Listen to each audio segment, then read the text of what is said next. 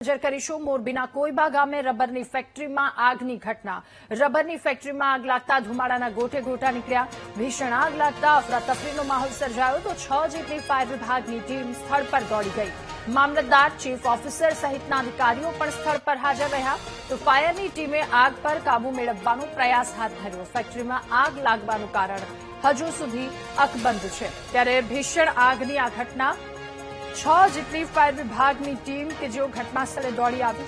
મામલતદાર, chief officer સહિતના અધિકારીઓ પણ ઘટના સ્થળે હાજર। ફાયરની ટીમ કામે લાગી છે।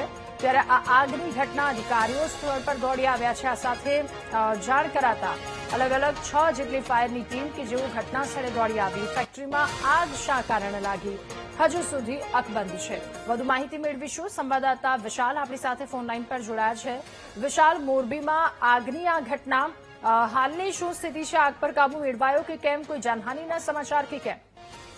જી, ચોક્કસપણે વાત કરવામાં આવે તો હળવદ તાલુકાના કોઈબા ગામ નજીક યુનિટી ઇકોગ્રીન પ્રાઇવેટ લિમિટેડ નામની કંપની રબર બનાવે છે। એ કંપનીમાં 12 વાગ્યાની આસપાસ અચાનક આગ ફાટી નીકળી હતી। આગ લાગવાનું કારણ હજુ સુધી ચોક્કસ સામે આવ્યું નથી, પરંતુ આગની ઘટના એટલી બધી આગ વિકરાળ છે કે જેને લઈને મેજર કોલ જાહેર કરાયો છે।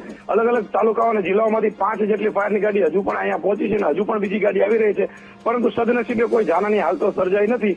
હાલ તો કલેક્ટર, મામલતદાર, ટીડીઓ સહિતના અધિકારીઓ પણ અહીંયા દોડી આવ્યા છે અને આગ પર કાબુ મેળવવા માટે 5 જેટલી ફાયર બ્રિગેડની ગાડીઓ પણ હાલ તો કામગીરી કરી રહી છે, પરંતુ આગ હજુ પણ વિકરાળ છે અને હજુ ક્યારે આગ ઓલવાશે એ પણ નક્કી નથી રહેતા। જી, આભાર આપનો વિગતો સાથે જોડાવા બદલ।